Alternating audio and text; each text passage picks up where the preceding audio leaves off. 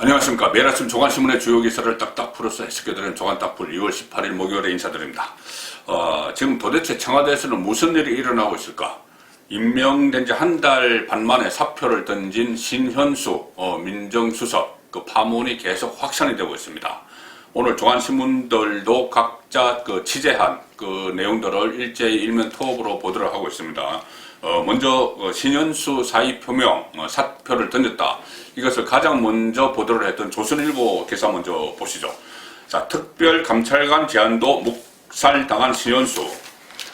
자, 지금 신현수 민정수석이 사표를 던진 이유는 그동안 알려진 것은 검찰 간부 인사에서 패싱을 당했다.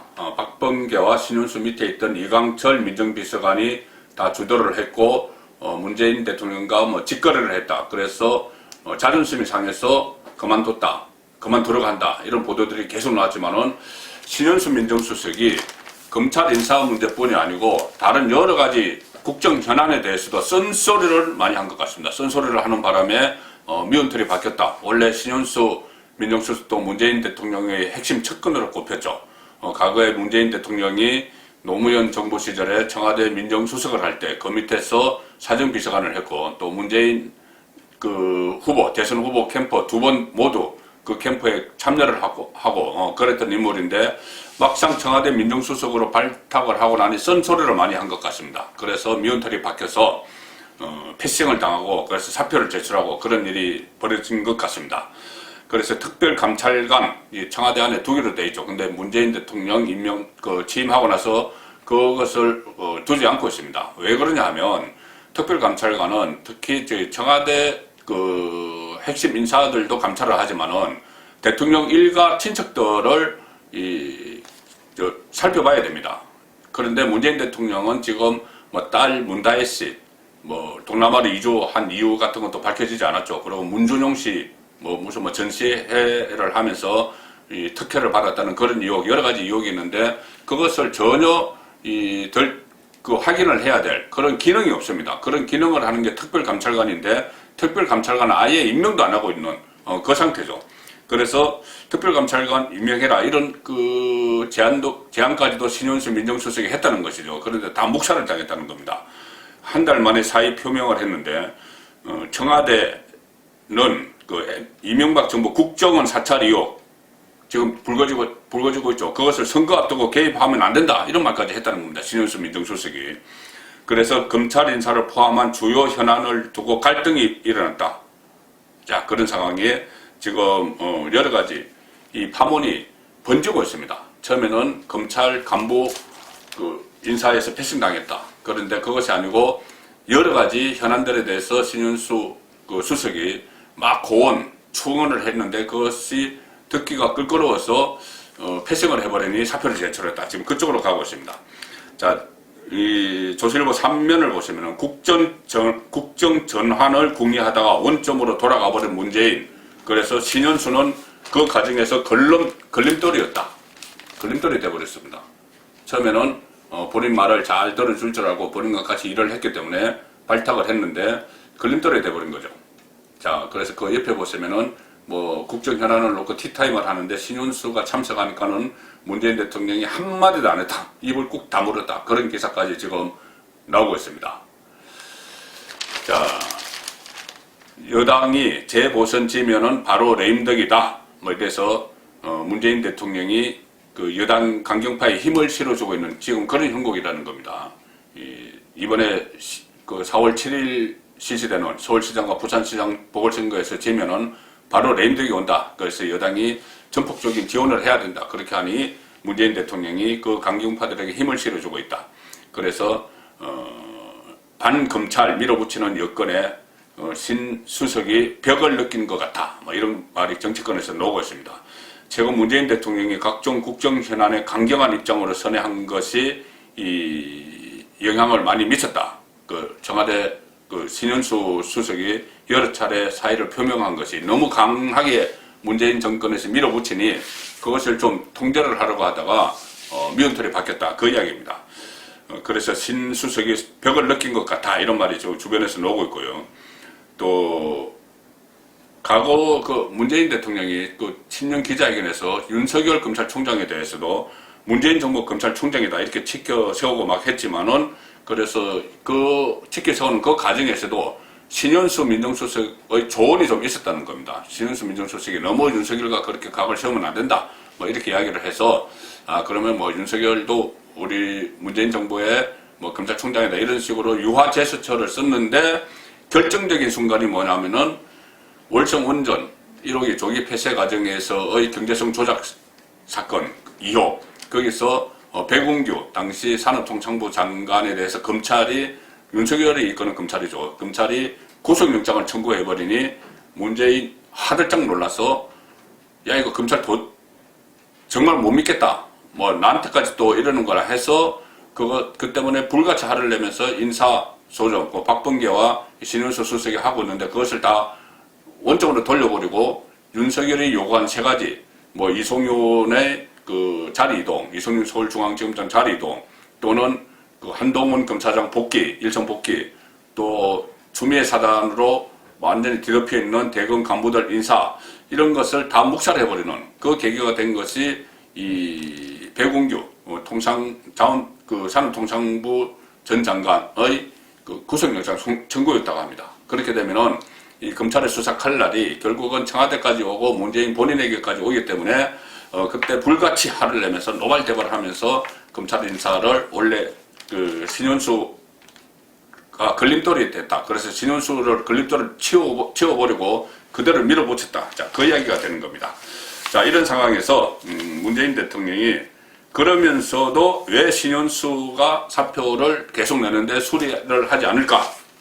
이유가 있죠. 전임인 김종호 민정수석도 4개월 만에 경질을 했습니다. 그때 윤석열 쫓아내기 거기에 대해서 좀 매끄럽게 하지 못했다. 그래서 전임 수석도 4개월 만에 쫓아냈는데, 지금 수석도 한 달 반 만에 쫓아내면은 그 참 국민들이 보실 때도 상당히 이상하겠죠. 그래서 지금 쫓아내지 못하고 있다. 그런 이야기가 되고 있고요. 그럼에도 처음에 신현수 수석이 사표를 냈을 때는 문재인 대통령은 너무 화가 나서, 백운규 막 영장 청구하고 막 너무 화가 나서 수리를 하려고 했답니다. 사표 수리를 하려고 했는데, 그만큼 이 월성 원전 수사가 본인에게 다가오는 데 대해서 위기감을 느꼈겠죠. 그 수리를 하려고 했는데 주변에서 그러면 레임덕 온다, 그래서 만류를 했다, 그런 이야기가 중앙일보 일면 사이더에 싣고 있습니다. 신현수가 9일날 첫 사의 표명을 했는데, 문재인 대통령 처음에는 그래 알았어, 그러면 후임을 찾아보자, 이렇게 답했다고 합니다. 정무적 판단 능력까지 상실했던 거죠. 월성원전 수사에 너무 화가 나서. 자, 그래서 그러면 그 수리하겠다 이렇게 됐는데, 여권에서 그렇게 하시면은 보궐선거에 악영향을 미칩니다. 그래서 막 건의를 하니까 그러면 그래 알아서 사표 수리 만료할게, 뭐 이렇게 또 선회를 했다, 그 이야기입니다. 문 대통령이 4.7 재보선에 미칠지 모를 역풍을 우려해서 사의 만료 쪽으로 돌아섰다. 자, 모든 것이 선거로 가고 있는 집권 여당입니다. 그렇지만 지금 신현수 민정수석은 끝까지 사표를 냈으니 계속 수리해달라 이렇게 요구를 하고 있다고 합니다.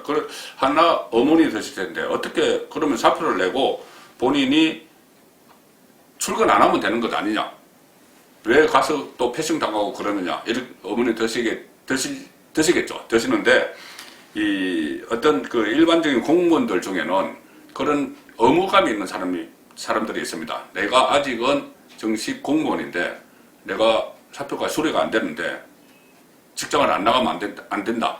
그런 생각을 갖고 있는 사람들이 있죠. 신현수 수석이 그런 스타일 같습니다. 자, 동아일보 일면 보시면은 수차례 사의를 표명한 신현수. 그래도 나는 자세를 변치 않는다. 그 쓴소리 하는 것, 문재인 정부에 대해서 쓴소리한 것, 그리고 사표를 낸 것, 여기에서 나는 그 기조를 유지하겠다. 그러니 갈등이 계속 깊어지고 있는 겁니다. 청와대 관계자는 이렇게 이야기합니다. 신현수 수석이 검찰과 법무부, 그러니까 윤석열과 박범계죠. 그 인사 내용, 검찰 인사 내용을 조율하던 중에 박범계가 인사 발표를 강행하자 사표를 냈다. 자, 청와대가 이렇게 구체적으로 설명하는 거는 청와대 어제 고위 관계자가 기자실에 와서 기자들에게 사실 이 배경은 이래 하고 막 설명을 했는데 그런 경우가 문재인 정부에서 상당히 드물었습니다. 그런데 그렇게까지 청와대 고위 관계자가 기자들과 만나서 이렇게 설명을 한 것은 그만큼 이 상황을 위기라고 보기 때문이죠. 위기라고 보기 때문에 먼저 선제적으로 설명을 하지만은 본인들 입장에 맞춰서 설명을 하지만은 앞뒤가 안 맞는 부분이 상당히 많습니다. 자, 그래서 이 박범계가 인사 발표를 강행하니까 신현수가 그 사의를 표명했다 이렇게 해명을 합니다. 네, 그래서 결국은 그렇다면 문재인 대통령이 두 사람 신현수와 박범계의 인사 갈등에서 박범계의 손을 들어줬다 뭐 이런 해석이 되는 것이고요. 사의 때마다 문재인 대통령이 계속 만류를 하고 있다. 자, 이 이야기까지 청와대에서 나왔습니다. 이것은 아마 이 파장을 최소화하기 위한 그런 제스처겠죠. 그런데 이 신윤수와 문재인의 갈등, 검찰 출신 중에서도 신윤수를 문재인 대통령이 유일하게 신뢰를 하는 인물이라고 합니다. 과거에 같이 일을 해봤고 했기 때문에. 자, 그런데 두 사람이 부딪힌 결정적인 계기는 또 다른 검찰, 문재인 대통령이 좋아하는 검사 이성윤이죠. 서울중앙지검장 거취 문제 때문에 두 사람이 부딪혔다. 문재인과 신현수가. 윤석열 검찰총장이 이성윤의 거취에 대해서 이동을 요구했죠. 그 자리에서 빼서 다른 데로 보내자 했는데 이 문재인 대통령이 박범계를 통해서 유임을 시켰습니다. 그래서 그렇게 유임시킨 이유는 윤석열 검찰총장의 임기가 7월까지니까 7월 이후에 이성윤을 검찰총장으로 임명을 해서 권력수사를 차단을 하고 레임덕을 방지하기 위한 그런 구상이었죠. 그런 구상이었기 때문에 이성윤 거취가 이번 사태의 갈등의 핵이다. 이것이 국민일보의 분석입니다. 이성윤이 갈등의 핵. 이 과정에서 문재인은 여권 강경파들의 손을 들어줬다. 이성윤은 유임시켜야 된다. 그래야지 살아있는 권력에 대한 수사를 막고 차기 검찰총장에 임명을 해서 검찰을 우리 편으로 완전히 만들어야 된다. 그런데 특히 추미애 전 법무부 장관이 퇴임하기 전에 여당의 국회의원들을 만나서 이성윤은 놔둬야 된다. 특별한 좀 관심을 가져달라. 이렇게 당부를 했다고 합니다. 본인이 잘 알겠죠. 법무부 장관을 하면서 검찰 안에서 정권 편이 드는 사람이 있어야 되는데 그것은 최고가 이성윤이다. 자, 그런 본인이 느낀 점을 퇴임하기 전에 여당 의원들에게 이야기를 하고 나갔다는 겁니다. 자, 그래서 결국은 신윤수와 문재인의 갈등은 이성윤의 거취 때문이었다. 이것이 국민일보의 분석입니다. 문재인 정권 여러 가지 특색이 있는데 그 중에 하나는 자기들이 자기 편이라고 발탁을 했는데 그 발탁을 한 사람이 원리 원칙에 따라서 일을 하고 또 썬소리를 하고 이렇게 하면은 그냥 내치고 막 손발을 묶고 이런 행태를 보이는 겁니다. 대표적인 인물이 윤석열 검찰총장이죠. 그리고 최재형 감사원장도 있습니다. 그래서 이번에 신현수 민정수석이 그 계보를 잇는 것 아니냐 이런 이야기까지 나옵니다. 자, 그런데 이런 인물들이 계속 나타나는 것은 문재인 정권의 국정 운영이 그만큼 이 여러 가지 문제가 많다는 그 방증이겠죠. 그래서 이 문재인 정권의 국정과제 1호로 검찰개혁을 들었는데 지금은 이 검찰개혁이 살아있는 권력 수사를 저지하는 그런 수단으로 이용이 되고 있습니다. 이 문재인 정권 주변에서 수사를 받는 인물이 상당히 지금 많은데 그 사람들이 정치 권력을 가지고 검찰의 힘 빼기를 시도하는 그런 양상이 지금 계속 이어지고 있죠. 자, 중앙일보 사면을 보시면은 중수처법이라는 게 있습니다. 중대범죄수사청. 그러니까 검찰의 수사권을 뺏고 공소권, 기소권만 갖도록 하는 그 중수처법을 발의를 하는데 민주당에서 그 발의를 주도하는 인물들이 전부 검찰의 수사를 받고 있는 인물들입니다. 중앙일보 사면 수사 재판 중인 친조국 강경파들이 중수처법 발의를 주도를 한다. 지금 수사받고 있는 그 민주당 국회의원들 쭉 사진과 혐의들이 나와 있죠. 전부 조국, 친조국 국회의원들입니다. 자, 그 중에서 여러 사람들이 있는데, 이 검찰 수사권 박탈이 핵심인 법안이죠. 근데 본인들과 이해관계가 있는 입법인데, 형사책임 면피용 아니냐, 이런 지적들이 나오고 있습니다. 뭐, 항우나, 김남국, 김용민, 진성준 쭉 있는데, 그 중에서 가장 많은 혐의가 있는 인물이 최강욱입니다. 최강욱, 열린민주당. 그 아래 보시면 최강욱의 혐의들이 쭉 적혀 있죠. 상당히 많습니다. 조국 전 장관 아들 허위 인턴 확인서 작성, 1심에서 이혼적 상실형 받은 것부터 시작해서 뭐 공직기관 비서관 취임을 허위 인턴 확인서 작성 대가로 조국 민정수석이 해줬다. 자, 그런 이유까지도 있는 여러 상황입니다. 자, 이런 인물들이 자기들의 허물이 덮쳐질 때마다 과거 정부 그 탓만하는 그런 상황이 계속 일어나고 있고, 최근에는 이명박 정부 시절의 뭐 사찰 의혹을 박근혜 정부 때도 했다.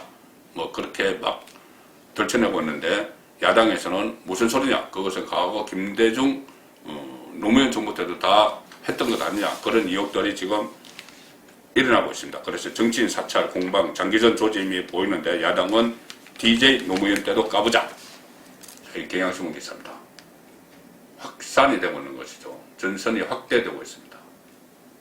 그 사찰 의혹도 지금 확대가 되고 있고, 동아일보도 여당은 박근혜 정부도 불법 사찰을 했다. 야당은 노무현 정부 국정원도 사찰했다. 노무현 정부의 국정원도 다 사찰을 했다. 자, 노무현 정부라면은 국정원 사찰을 지시한 인물이 지금 이명박 정부 민정수석실 건재진 수석이라고 하는데, 노무현 정부 국정원이 사찰을 했으면은 그때 청와대 민정수석은 문재인 현 대통령이죠. 자, 그렇기 때문에 지금 차기 대선이 다가오면서 보수와 진보 진영 모두에서 총력전을 펼치는 그런 모습들이 지금 이 민간인 사찰 논란, 이것으로 아마 신호탄이 돼서 앞으로 계속 양쪽이 부딪히는 그런 형국으로 갈 가능성이 높아졌습니다. 자, 2월 18일 보내드린 조간딱풀이었습니다.